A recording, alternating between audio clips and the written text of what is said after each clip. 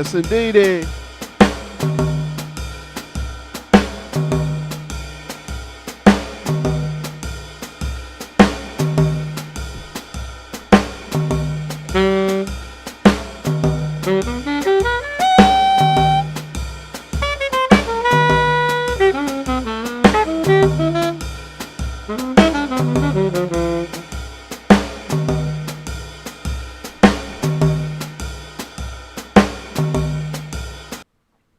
All right, what's going on? This is Quamon Fowler coming to you with a video. I'm going to talk about the blues. Once again, I'm on the alto saxophone today, which is a change up. I'm always liking to challenge myself, and it's always good when you're shedding to be able to stretch and do something that will challenge you. So I don't normally play or perform with the alto saxophone, but I'm getting my chops together, and I'm still able to get some benefit, while we're in the house. It's so cold right now. But anyway, on today, I'm going to talk about the blues and playing over something like Back at the Chicken Shack by Jimmy Smith.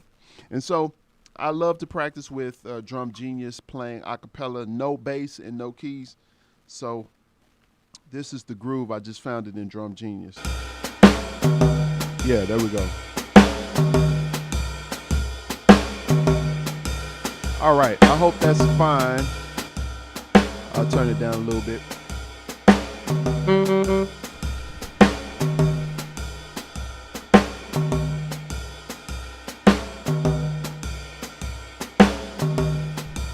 I'm gonna make sure y'all can hear me.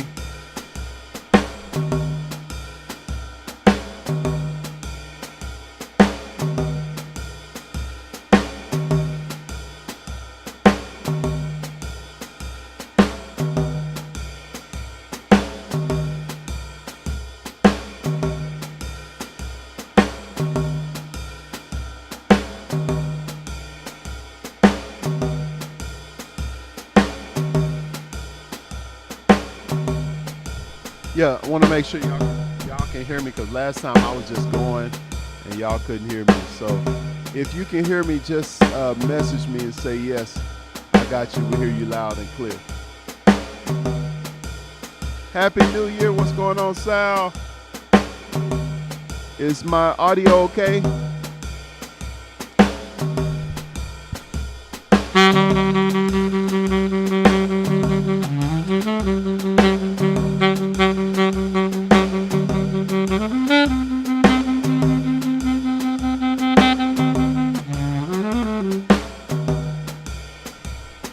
All righty, appreciate you, Sal.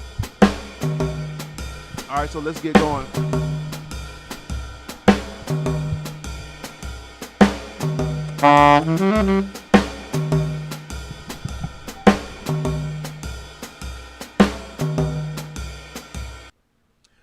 All right, we got it together now. What's going on? Thank you for welcome to the stream. Hold on a second.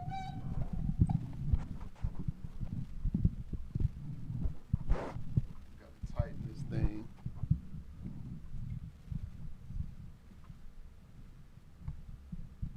Okay. All right. So what I'm doing, I'm streaming live, and I'm on my YouTube channel. And what I usually do is go and then I'll trim it and edit and everything to the part that I'm really going to use. But I decide to go live everywhere. Probably shouldn't do it that way, but I'm doing it. So let's get started. One more again.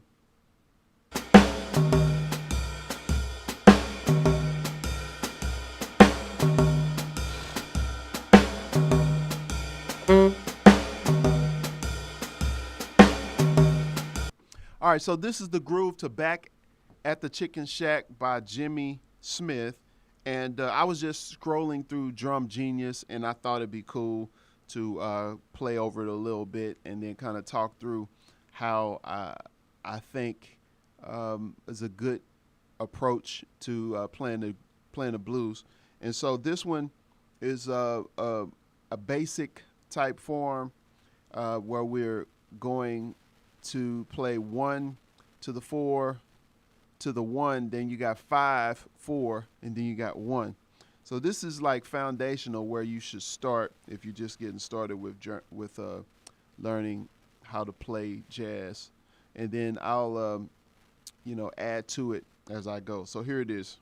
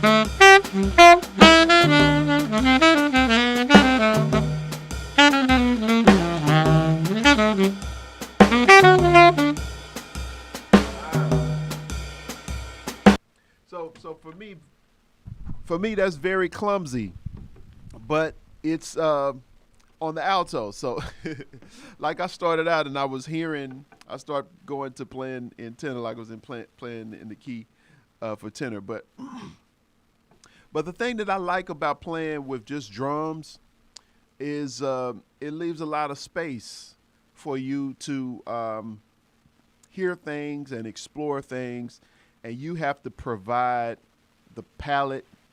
It's like a blank canvas. The drums set parameters, almost like a grid. You know what I'm saying? A blank page with a grid that you have to make sure you play in the right spots. And so it forces you to hear You know what I'm saying? You're hearing the bass, and you're hearing the keys, the organ, the harmony, and all of that, but it's not there. But you have to create it, you know? And so that's why I like it. It really exposes yourself. And, you really have to um, be responsible for playing things in the right places and playing melodies that make sense and trying to connect them. And so it's a challenge because it's in the key of E on alto. It's G of concert key. So that feels funny, but at the same time, and I'm on alto, so it's a challenge because I'm hearing stuff, but then my fingers are different. It's in a different place, but it's okay. The more you play the loop, the more you can kind of get a better feel for the key. You can get to those ideas that you're hearing, And so the reason why blues is so hard to play for a lot of youngsters or younger generation is because they don't have any connection firsthand to the sound, or like being able to craft melodies that are quote unquote soulful or more call and response. So a lot of that is directly connected to the heritage and the tradition coming from the black experience. And what we have now is a lot you would hear in church. I mean, things are more modern now, but the roots of it, if you go back to, the 50s, 50s and even 60s. Of course, the blues goes back before that because it is the foundation of all American music. It comes from the blues, but blues, gospel, and jazz are all cousins. That's like at the base of our music. Unknown caller. And so let me make sure I put this on airplane mode. But anyway, it's like historical. You can go back and check out the phrasing and what they would do within the blues.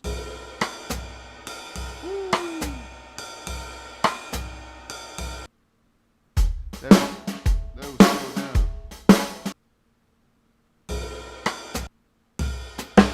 There we go. But the phrasing, if you think about this, the groove itself just changes your angle as well.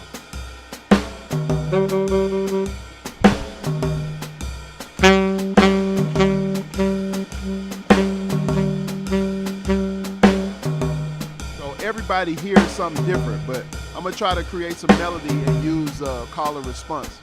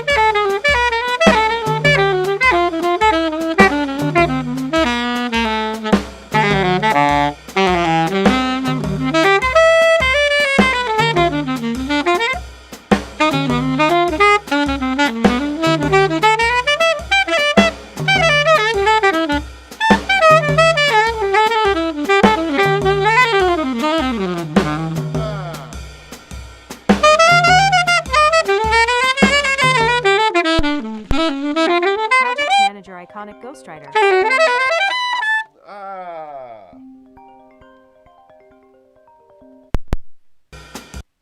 I thought airplane mode was supposed to work. All right. But anyway, man, oh, it's so hard. It's so hard. It's so hard because, dang, this key is in the key of E, and I'm hearing stuff, but it's an E on the alto.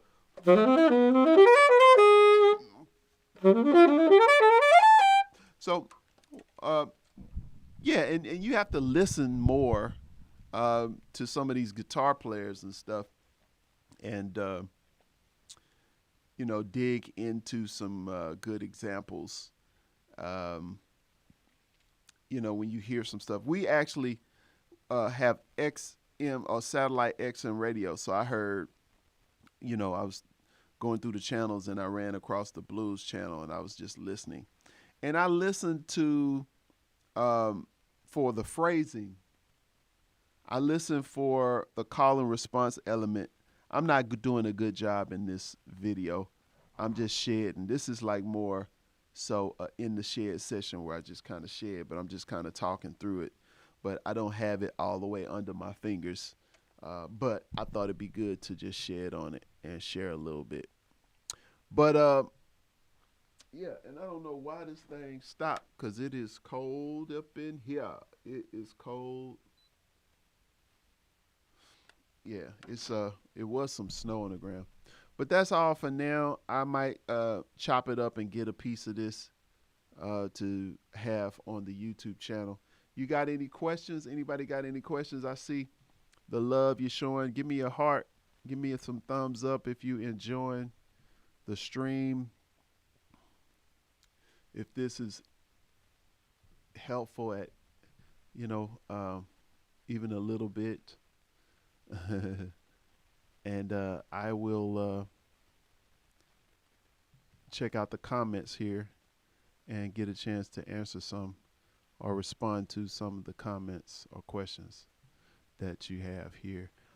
Okay, somebody mentioned, also I saw it earlier, about TeXas10er Academy. So the Academy, I do weekly Zooms where you'll get a chance to be on with me and we can talk about some of the things that you're dealing with.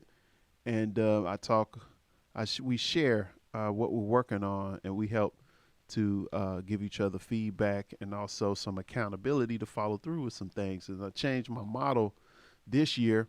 So if you want to be a part of it, I have a link there. It's an annual membership. So you just pay one time for the year, and then you'll have access to the weekly Zooms that I do. Workshops are once a month in person, and sometimes, we'll just do it on Zoom. Just depends. Like, for instance, we got this next one coming up on the 26th of January, and that one is going to be with D'Anthony McGee, another great EWE player, and we're going to be doing it via Zoom. It's really hard to play the EWE when it's really cold because it's touch sensitive. So I was trying to play that on the EWE. I probably would have played a lot better, but because it's cold, it won't respond as well. So hopefully it won't be as bad, and we can be warmed up once we are, in the building, in here. But yeah, let me go back here and look at some of the comments. But yeah, also, we have the videos that I've released over the years inside of TeXas10er Academy on various things. So that's available for you. So let's see what we got here. Sal said he's going to join TeXas10er Academy as a student very, very soon. He has been following and learning from me for years now. Awesome. Appreciate you. Huge fan. Thank you. And we got what's that? Vincenzo. Sorry if I messed it up. It says, will this stream remain on YouTube? I don't know. I might. No, I'm gonna be definitely erasing parts of it. I'll find the good parts. And who would I suggest to listen to on guitar? I don't know. Really, I don't have anybody in particular. I mean, I just heard, for instance, when I was listening to the blues radio station, they were playing B.B. King. I don't really have. Of course, you think about Howlin' Wolf and Muddy Waters and those type of blues singers. But yeah, I don't really know. I'm just saying I've heard guys. I know local guys and people like Eric Gales and what's his Isaiah Sharkey. These different guys, but of course it goes much deeper than the contemporary guys.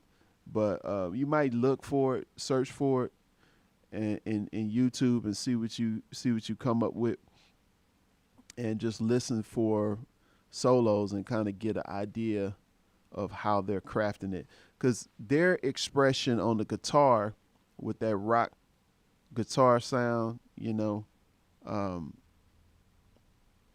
you can, it's just a really good expression over the blues, and so all of it really comes from the vocals, and trying to imitate the voice. So that's like where you need to be when you're playing the blues. But I don't listen to a lot of it. I never really did listen to a lot of blues, but it was just kind of like secondhand, or it just came from just the black church or just the black culture experience. We get the blues mixed into all of it, because that's like at the base of the music. It's at the foundation of the music, especially in church, shout music, and even not just shout music, but when the preacher is hooping at the end and the organ player is playing, like that's straight blues from back in the day. Wes Montgomery is good, yeah. with Cannonball. Yeah, but he even gets more greasier than that. Wes Montgomery is a great jazz player. I hadn't, you know what I'm saying? When I say jazz, like the changes, they put 3/6 2/5s and turnarounds in there. I'm talking about before we got the 3/6 2/5s and the bebop language. And really, it predates like the 40s. You know, this is like 1900s, early 1900s. It gets a lot more greasier, but over time, once you know, cats got exposed to more theoretical, let's see, changes and how to expand upon the blues, they you know, would implement more changes, and it got more into the bebop language. But it's a video of I saw, it was a big band, and Ray Charles was playing alto, and he was killing. He was killing on the alto. I think I saw another one. Oh, that was Roland Kirk. He was playing straight alto on the video the other day. So you just got to do some digging, and but it's one of those things. The language, like all of the earlier players, you know, they could play the blues, they could play ballads, they could play, you know, bebop. You know what I'm saying? But all of the guys embraced the whole cultural dialect. And that's why I say blues, gospel, and jazz was kind of all a part of Black American music. All right.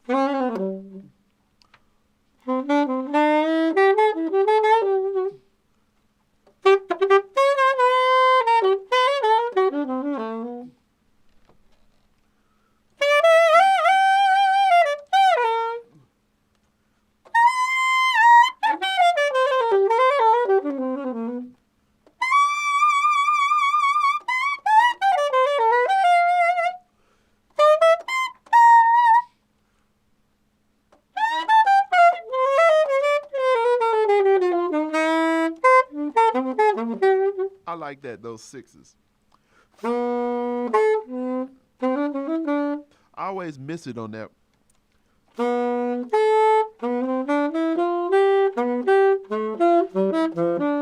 So that's a sixth. So if you count 1,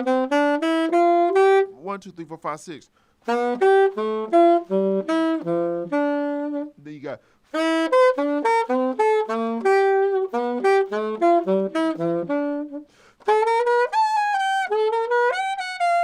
You know.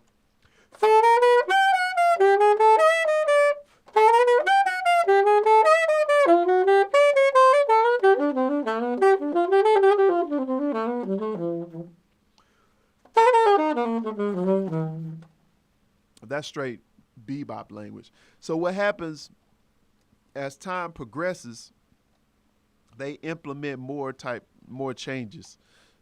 So we go from 5, 4 to 1 to 3, 3, 6, 2, 5, 1, 5, 2, 5, 1, 6, 2, 5. So it'd be like, let me see. I might find something good out of this stream. Ooh, that's a slow blues. Let's do it right there. We're gonna change keys. I'm gonna go ahead and change keys together.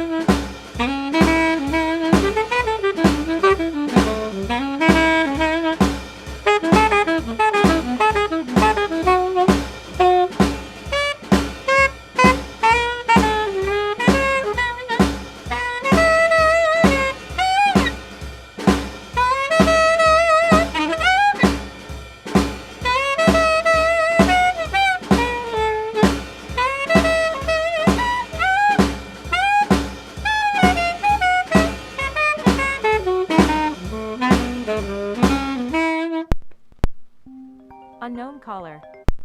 Ah, I guess these callers like, that's enough. That's just enough.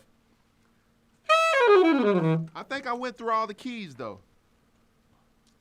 I did all 12 keys up here shedding and streaming all of my stuff. But anyway, I hope y'all enjoyed it. That's gonna be it. My heater came back on, so that helped to warm my fingers up a little bit more. Did y'all enjoy the ride playing the blues?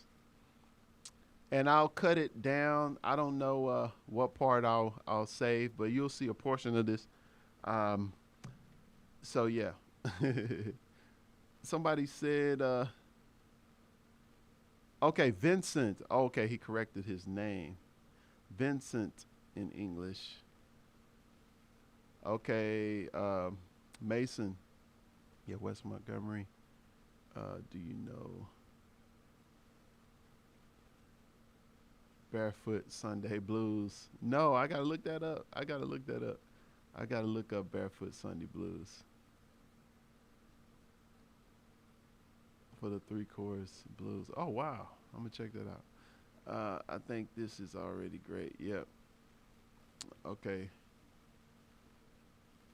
Waiting for the cut. Right. Okay then, y'all. Well, we'll see y'all later. I'm gonna see what part I'm gonna use, and you'll see it up on my YouTube channel. Thank y'all so much for watching. If you're not subscribed to the YouTube channel, go to TeXas10er Academy and subscribe to that channel. It's TeXas10er Academy. Oh, well, the website is .com, but if you find me on YouTube, you should find the video if you're on Facebook or Twitter. All right, that's it for now. We'll see you. Peace.